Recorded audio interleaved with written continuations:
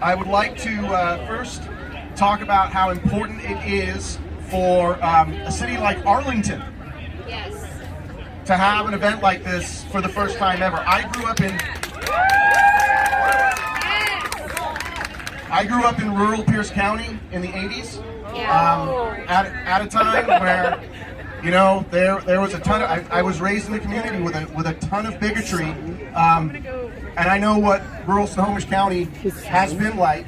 And so this is an event of real significance, and I'm really proud of straight allies for showing up to support here for our LGBTQ to SIA plus friends and family. So congratulations for having. I mean, this is.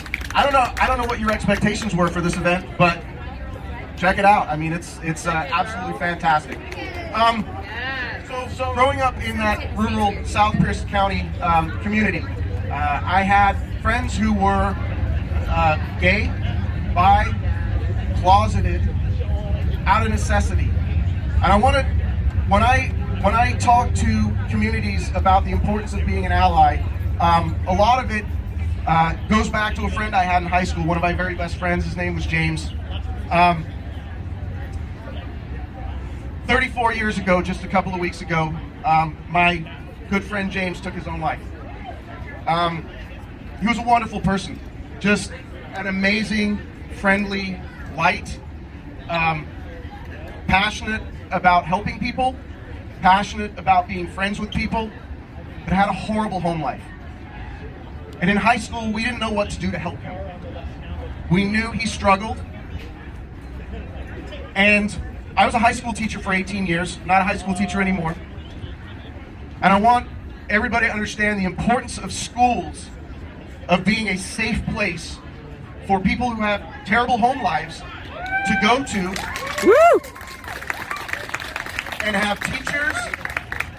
teachers who are compassionate and supportive, and have friends.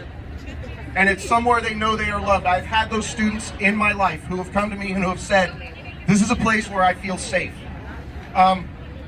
So support our schools and make sure that schools remain a safe place. And if your schools are not a safe place, fight back against it, okay? Because James was the happiest person when he was at school. He wasn't happy at home. And in our junior year, I had a teacher come into our chemistry class that I shared with James. James wasn't there that day. And he told us why James was not there that day. James had driven out to Point Defiance Park in the middle of the night.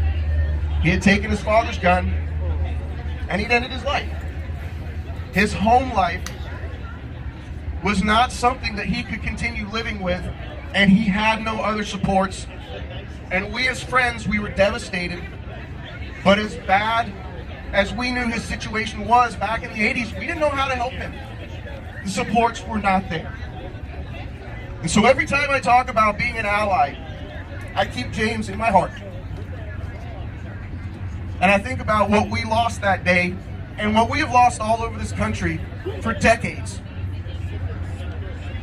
Decades of people who have decided that the pain of not being able to be themselves makes life not worth living. So that's part of the importance of what we are doing here today.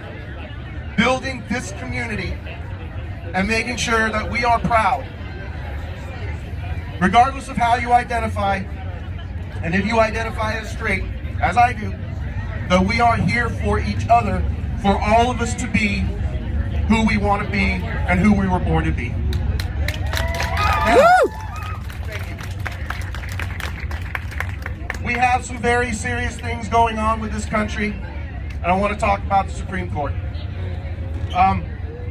I'm running for Congress, which is the House, but it is vital that we do everything we can to support Senate candidates across the country who are Democrats. Now, I'm going to tell you something.